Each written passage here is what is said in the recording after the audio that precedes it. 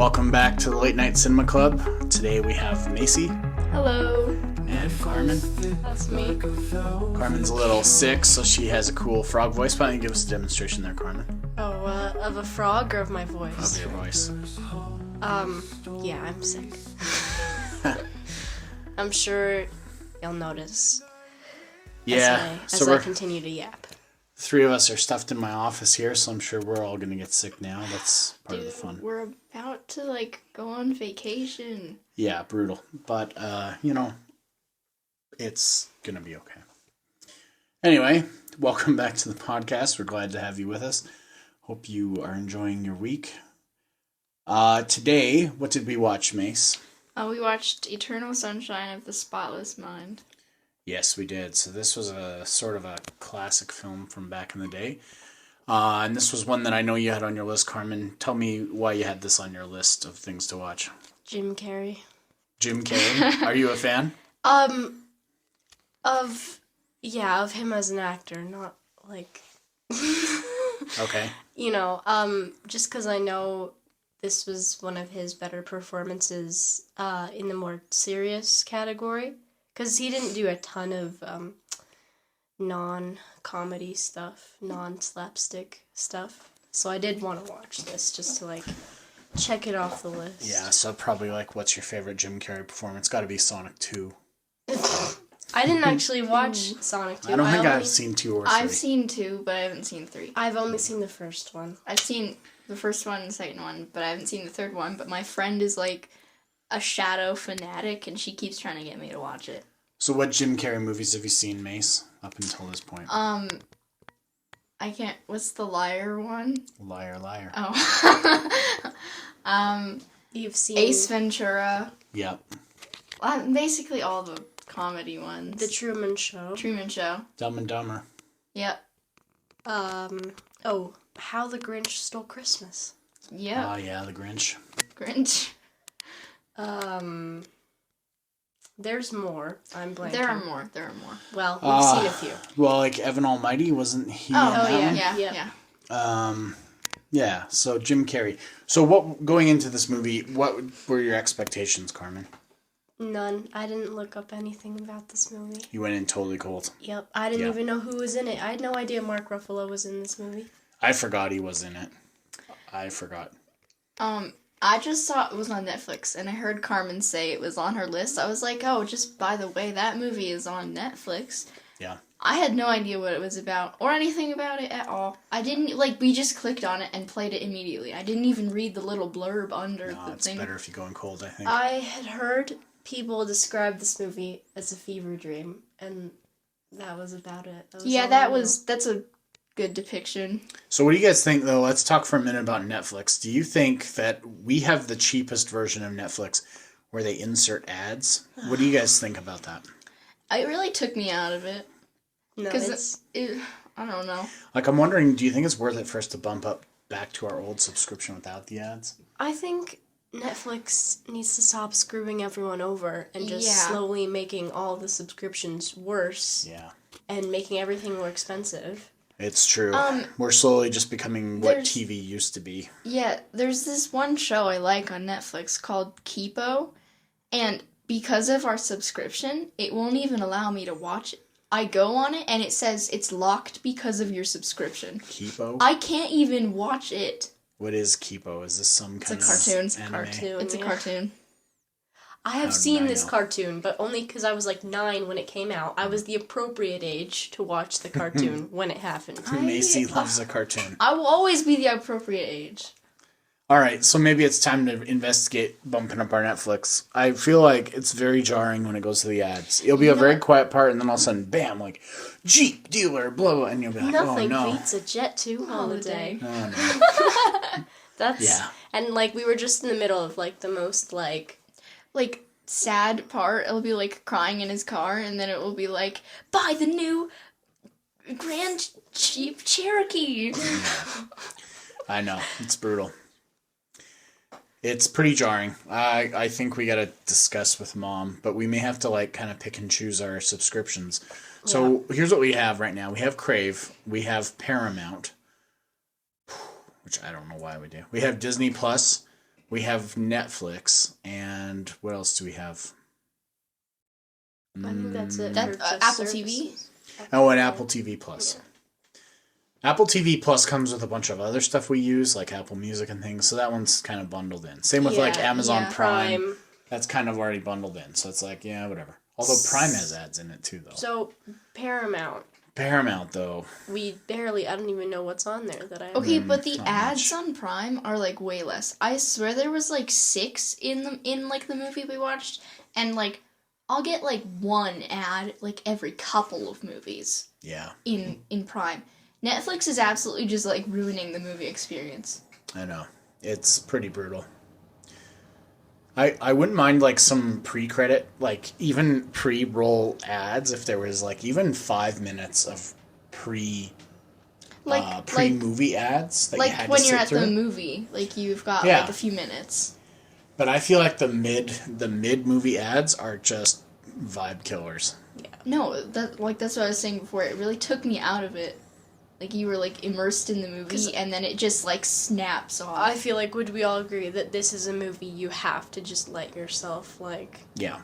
go along with it? This 'Cause it movie is doesn't definitely really a make vibe sense. movie. Yeah, this movie is all vibes. There's kind of a plot, but Well, there is a plot. We'll get to that though. there is. But Okay, so It's a confusing one. what expectations did you have, Macy, going into this one?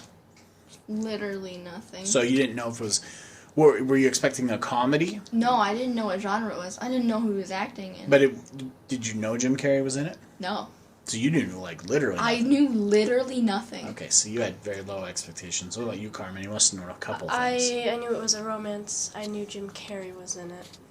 I guess you saw the Truman Show, so you weren't like, "Wow, this guy can do dramatic roles too." You were kind of like, "Sure, Yeah. maybe."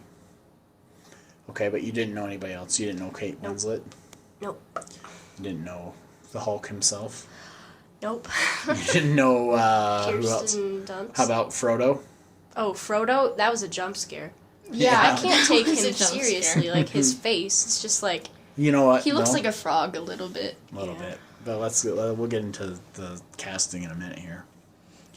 So, what do you guys think? Is this a timeless classic, or is this kind of a dated one that we can leave in the bargain bin?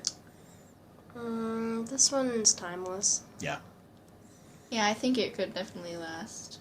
Bit of a classic. I feel like when this movie came out, this was definitely like your friend who's super into movies. This was his favorite movie of the year. Yeah, and the director, Michelle starts with a G. You'd think we would know. I know that he famously directed a bunch of music videos where he used a bunch of different effects, so like playing around with like size and time scale and things. So I think that's what he was primarily known for previous to this. He did a few other movies. I can't remember if before or after this.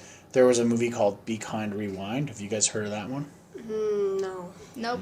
That's another one that actually you might actually really enjoy. So maybe we'll watch that at some point. It stars your friend of the pod, Jack Black. Oh. Gaudry? Is that his name? Michelle Gaudry? I don't Gaudry? know. I actually don't know. didn't look at who the director was for Yeah. this movie. Gondry. Sorry. Oh man, we're pretty bad. This is a movie podcast. We're just like you. We rely on IMDb a lot. I think you're just bad at names. Oh, As dude. we discussed earlier in our Princess I'm Mononoke episode, Yeah. when you tried to pronounce Ashitaka. Yeah. Ahsoka. What did I call him?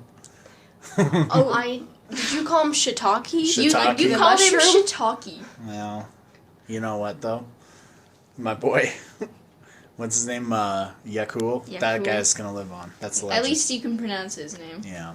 Well, So this one, definitely a weird one. But like, let's talk about it.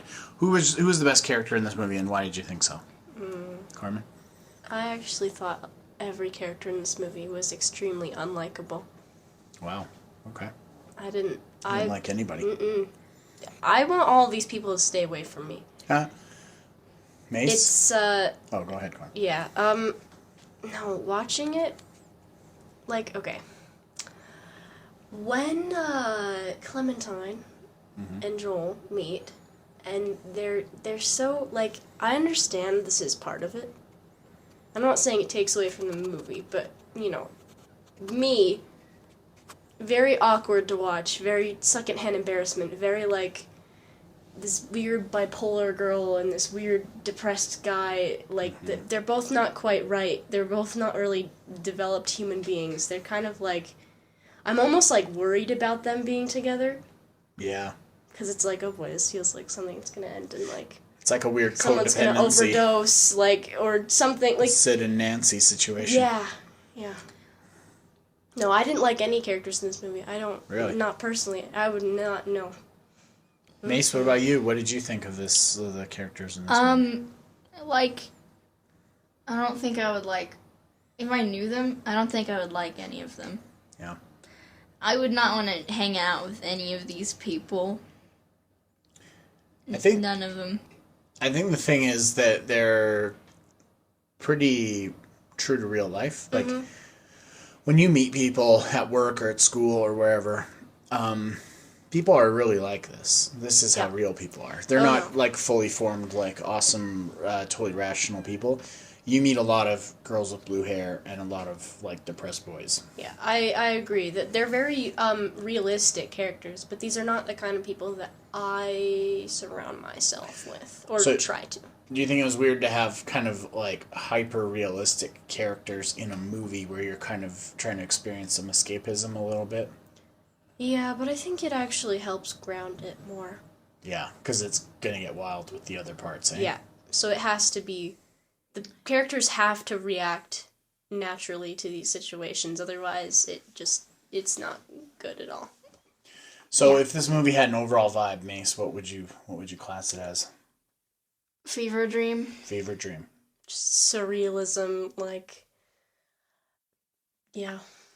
Yeah, I would say this movie comes about as close to being in a dream as you can get on screen. I haven't really seen something really capture that, like... Confused. Yeah. Just like, yeah. But I mean, to be fair, like, the movie does take place within a dream most of the time. Yeah, most of the movie, this is the secret of the movie, most of the movie is happening inside Jim Carrey's head. Yeah. Yeah. Very little of the movie is actually happening in, like, what we call the real world. And there's actually a clue when you go back and rewatch it, and I'll tell you what the clue is, to know if you're in Jim Carrey's mind or in the real world. It's the hair color.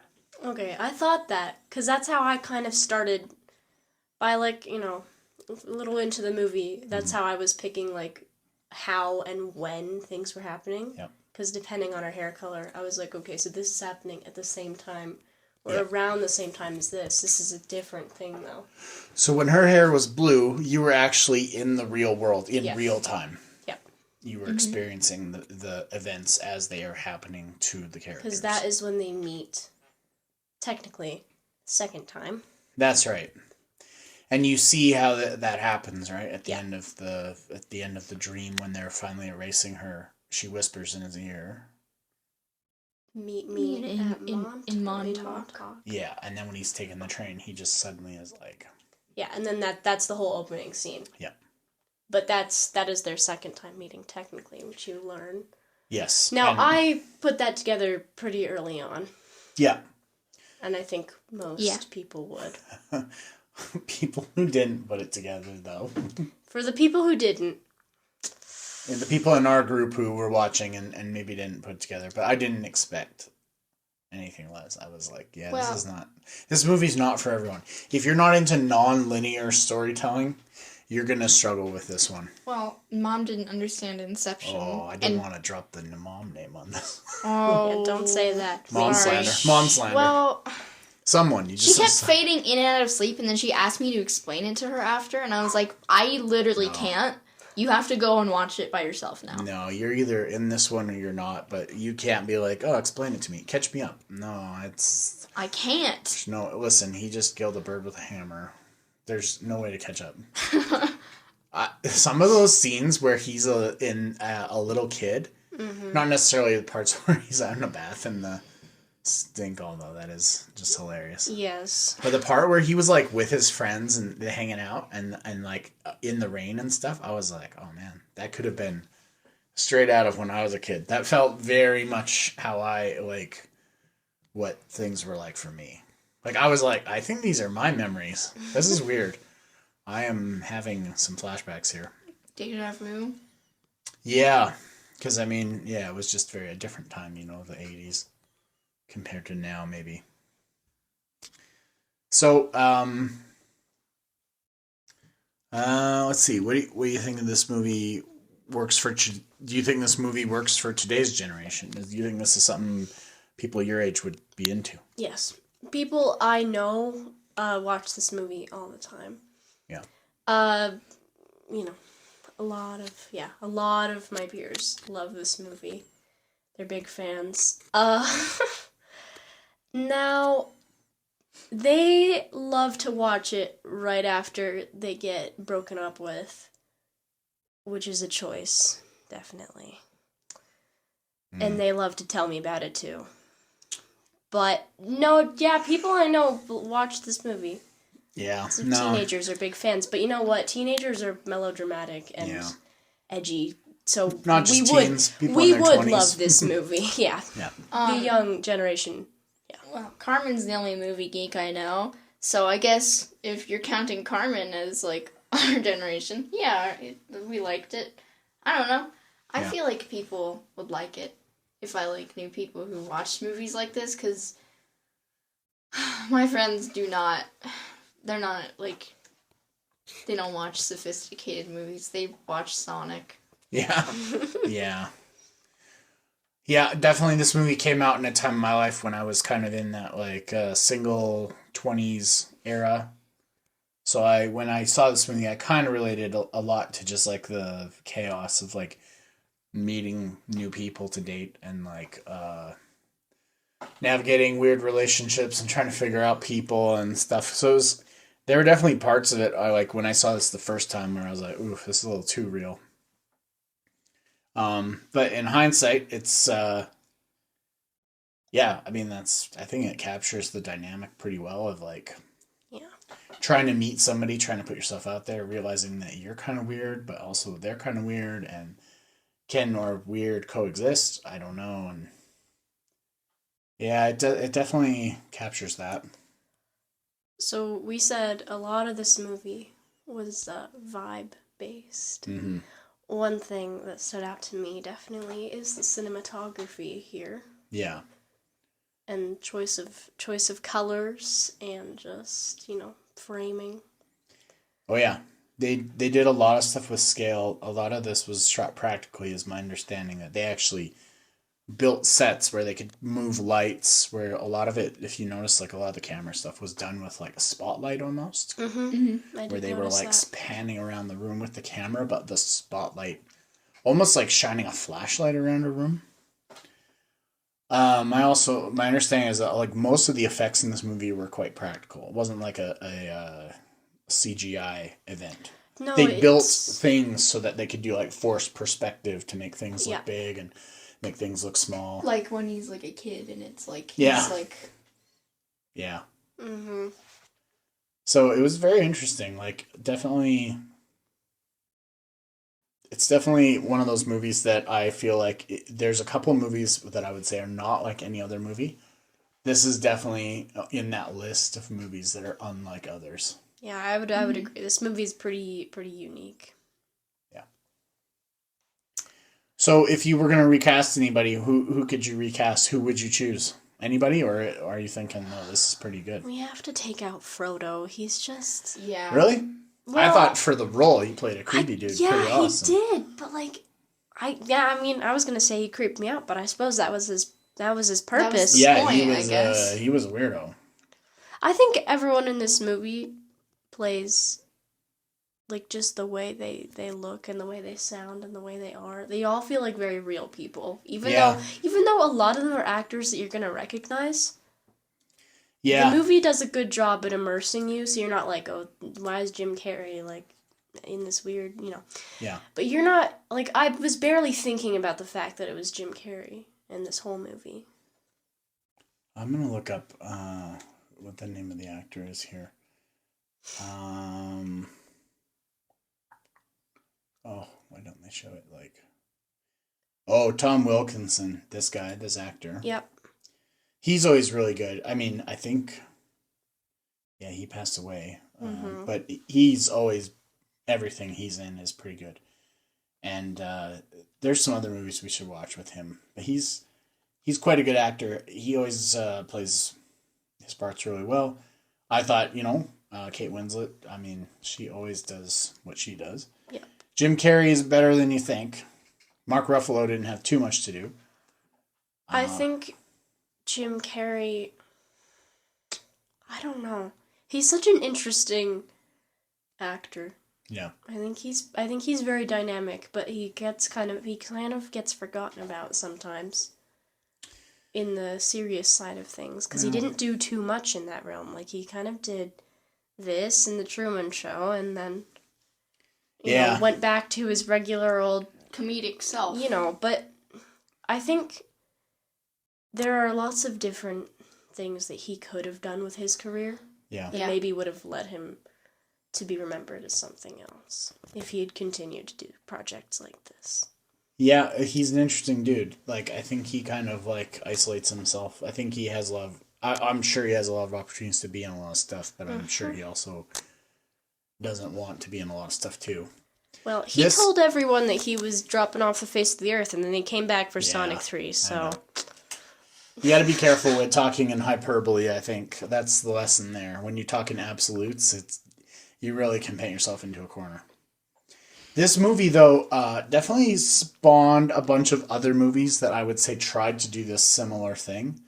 And we could maybe watch them. One movie that this one kind of spawned was called Punch Drunk Love. I don't know if you've ever heard of that. I think I've heard of it. It's not... It's like, sort of... It's not like exactly... But it's trying to kind of be a thing like this, but instead of Jim Carrey, it's Adam Sandler. Okay. And it's not exactly like this. It's different, but it's definitely got... that's maybe one we should check out sometime. But it's an interesting one. But I feel like that movie kind of saw this movie and was like, you know what? Maybe there's room for me to do something weird too. But I feel like there were a few movies that were... kind of like in this genre of this spawned a genre of like surrealism that kind of happened in that mid-2000s era. One thing I will say is I knew this was like kind of in the romance genre. Mm-hmm. From the way people talked about it, I don't know, I guess I could have said this when we were talking about what we expected. But I kind of expected it to be more... Like, I was just surprised by how unconventional it was, I guess. Oh, because the way people held it, like, so highly, like, it's like, this is my favorite romance. I was expecting something more, like... romantic? Straightforward and romantic. But this was very, like... I don't know. I don't have a good word for it. Well, I mean, I will say this is more like how the real world operates. Mostly what we see in Hollywood romance is pretty idealized and pretty not the way it works. And then you see something like this, and it almost swings too far the other way, where it's so quirky that you're like, does this also how it works? But I've definitely seen... There were definitely one scene that kind of stands out to me as being like, pretty real was like they're dating and they go to the Chinese restaurant. Mm-hmm. And then in his head, he's like, oh man, we're back here again. Like, is this what we do? We just do the same thing over and over. And I was like, yeah, that's... In any dating relationship, you definitely hit that point where you're like, okay, so now we've just eased into the... so we just do the same thing every night, part of the relationship. Like, we're kind of, there was like dating, and then there's like, yeah, we're dating, but really what it is we just sit around the house and watch TV together. And then you're like, so I guess we just get married now? Is that the next, is that what we do now? But there is a point in every relationship where you're going to be like, Well, I guess we're in the sit around and watch TV together part. And 'Cause, then, yeah, you want to hang out, but life's not exciting. Like, yeah. not every day is like an event. Not every day is like, oh, there's this concert and this thing and that event. And sometimes it's just a Wednesday Well, night and every there's nothing to every do. event in this movie, all of the memories he has are mundane Yeah. things. All of his like what are they doing? They're like running around on a beach. They're like playing in the snow. So one thing that was interesting, and I always had the question, and maybe we can discuss it. So Kate Winslet's character works at like the Barnes and Noble, right? She works at a bookstore, which I think matches. But Joel, the Jim Carrey character, Yeah. he references going to work and skipping work, and at one point you see him calling sick. What do you think he does for work? What does he do for work? What's that guy's career? I don't know. I don't know. Did Joel go to school? Yeah, definitely. Yeah. He seems like a kind of guy who's He goes does to school. seem- Straightforward, kind of. I think he works. Maybe he's like an accountant or something. Yeah, I was gonna say he does like Something- accounts receivable at like a big corporation, like Yeah. something like Canadian Tire head office, like Like accounts receivable. something boring. Yeah, just like office job. Office job. Sit in a cubicle. Yeah, payroll. He works on like payroll at Human Resources and Yeah. Yeah. He's like pretty some boring. like office job or something boring. cubicle man. Yeah. I want to bring up this. So, Clementine. Yep. Does she fall? So, a lot of people think she's like the pinnacle of the manic pixie dream girl, and a lot of people think that she's not, and she actually manages to escape that rabbit, that little pinhole of a character, manic pixie dream girl. So, is she or is she not? I watching this, I have other red flags. I'm not like, oh, she's quirky and she works at a bookstore and she has weird tastes and she colors her hair. I'm also like, is she an alcoholic? Like that's more the I have some more concerns for her. Is Joel depressed? 100%. He needs to get some help. But is she an addict? Is she an addict? Because I kind of feel like, yeah, Yes. I think so. She drives home drunk from wherever she is. Mm-hmm. She's Dents the car. always kind of looking for a drink. She's always suggesting drinking. I'm kind of like, they break into that house on the beach and their first thought is, where's the alcohol? And I was like, yeah, this could be a red flag. So, I mean, yeah, I know what you mean, but I also feel like she's got some real issues that would be tough. And you also see a lot of her mood swings where she goes from like, Especially Yeah, and in the that's- first scene on the train, how she keeps going Yeah. back And that's and what I forth. said. Is she like, it's bipolar? but you know what? or- She's dealing with the effects, the post effects of having the memories wiped. So she's kind of True. having like a little bit of Yeah. a When she's had brain damage. mental breakdown. Yeah. Yeah. She's like, I feel weird and I don't know why. But even before, even like during their memories and the way that now the Clementine that you see through most of the movie again is in Jim Carrey's head.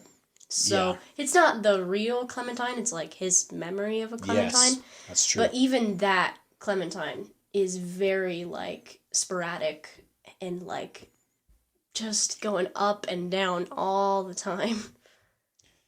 She's Yeah. mad and then she's not and then she's sad and then she's extremely happy and then it's like very And throughout the movie, she keeps saying, what does she say? Like, I'm like impulsive and stuff. Like she like says that all the time. Yeah.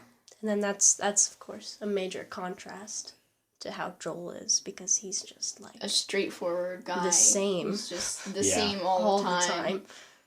Yeah, I mean, when I remember back in the day watching this movie, it hit me pretty heavy because I was sort of involved with a girl who was very much like the Clementine character.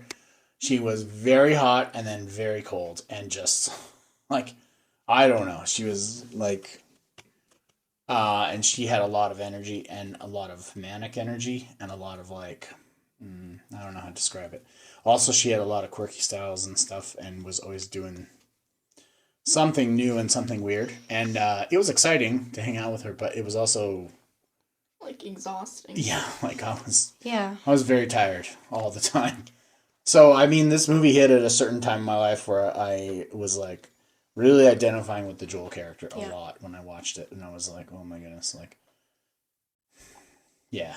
I don't know. Again, I've also experienced this movie probably slightly differently to a lot of people that have seen it. Because I've never dated anyone.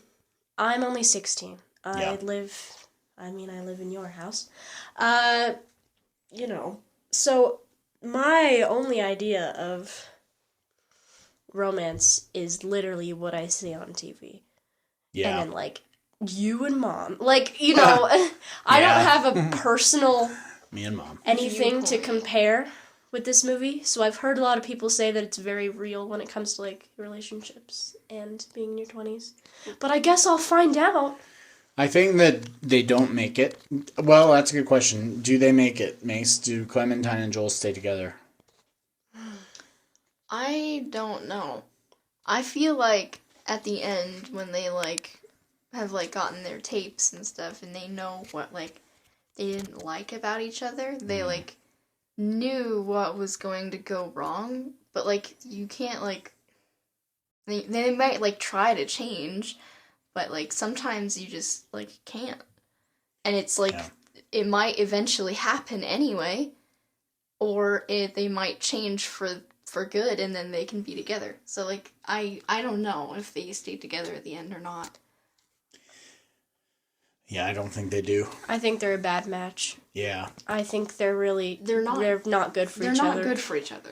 I think what Joel wants out of her is like he wants to get him. He's kind of admires how she can kind of get herself out of a shell, and how like outgoing and spontaneous she is, which is very opposite to him. And then so he wants that, but he also doesn't want it. I don't know how to describe it. It's like, And then because he's like almost resisting it, he's like dragging her down at yeah, the same time. it's like I love chocolate, but I don't know if I want chocolate for dinner. You know what I mean? Yeah. So you're like, of course I love chocolate. I want chocolate all the time. But then you're like, okay, fine. Here's a chocolate steak with a chocolate potato, and you're like, oh, I don't know if I can.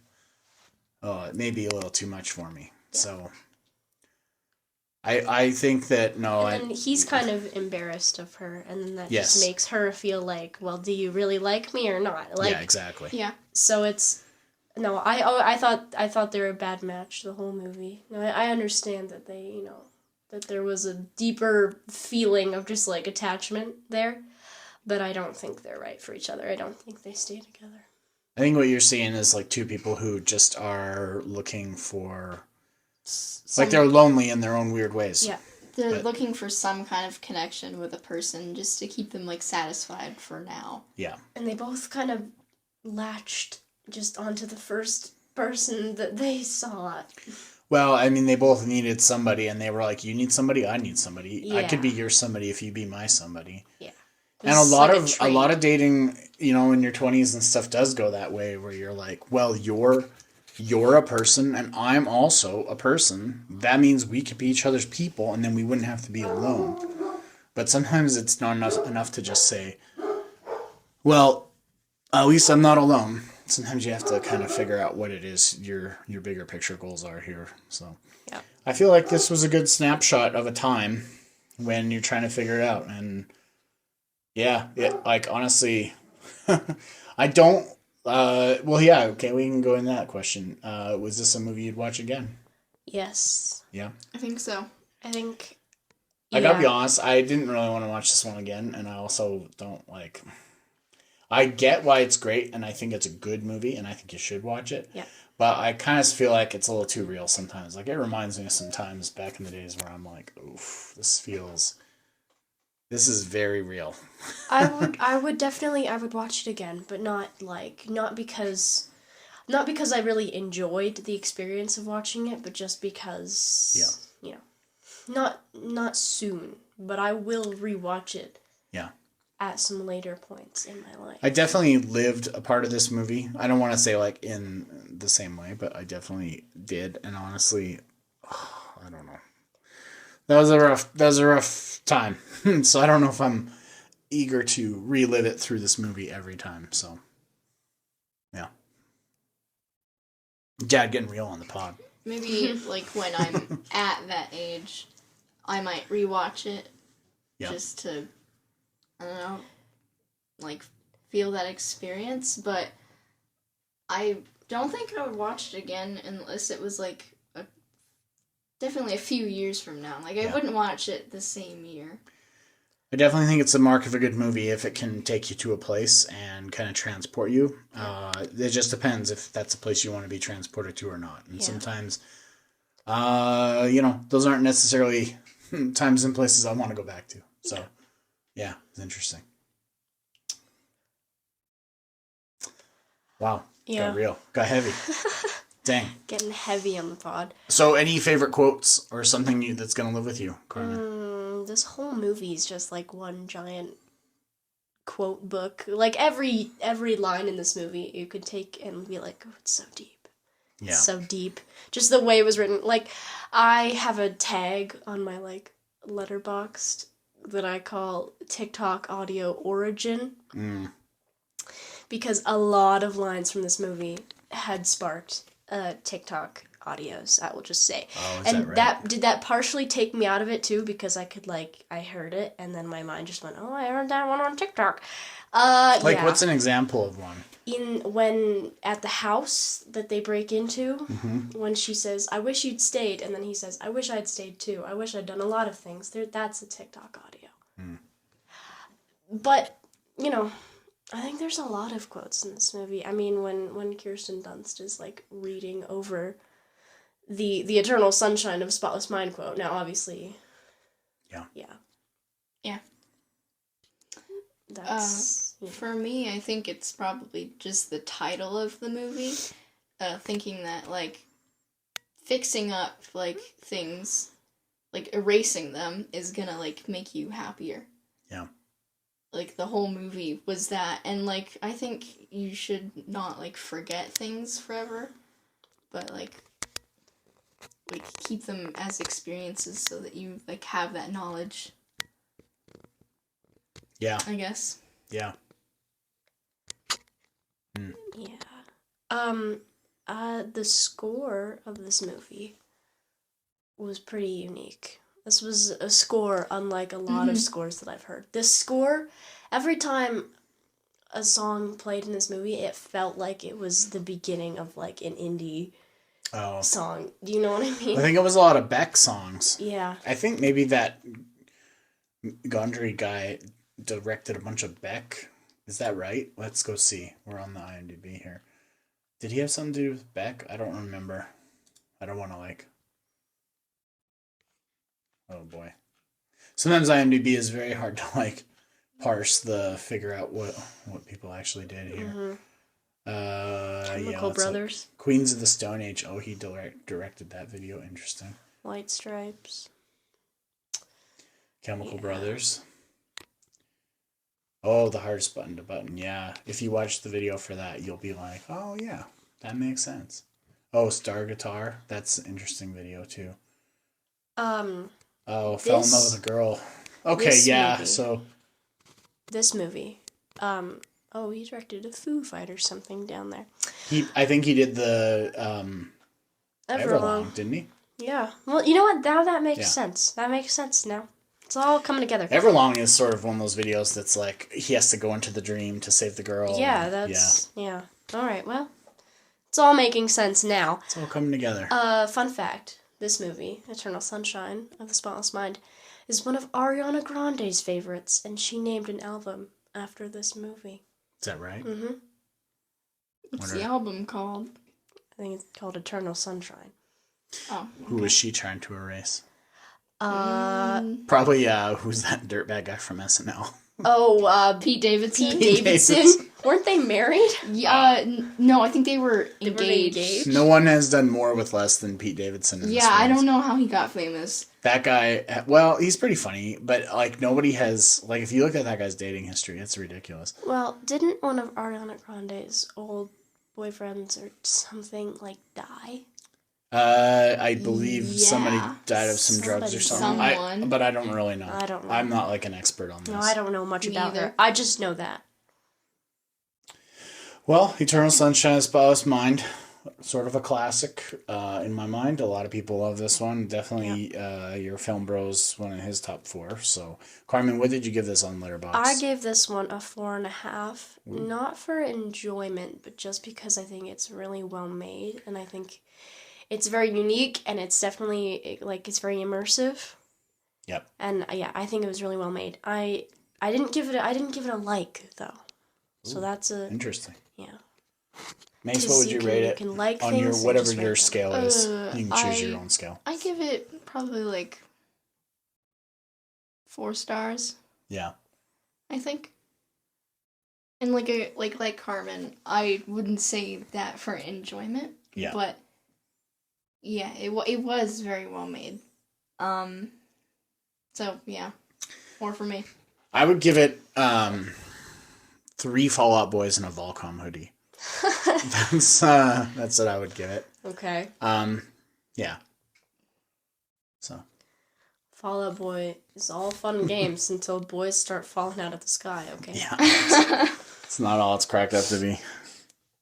Okay, well, that was our review discussion on Eternal Sunshine of the Spotless Mind. Carmen, where can people get your Letterboxd reviews? Yeah, you can follow me at Musty Floorboard on Letterboxd. Say hi. Comment on my reviews. Yeah, why not? I'll respond. It'll be fun.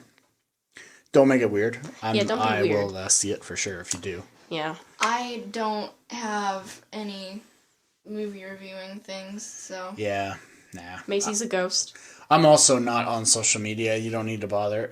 I got nothing unique to say or do. So don't try to find me. I'm not out there.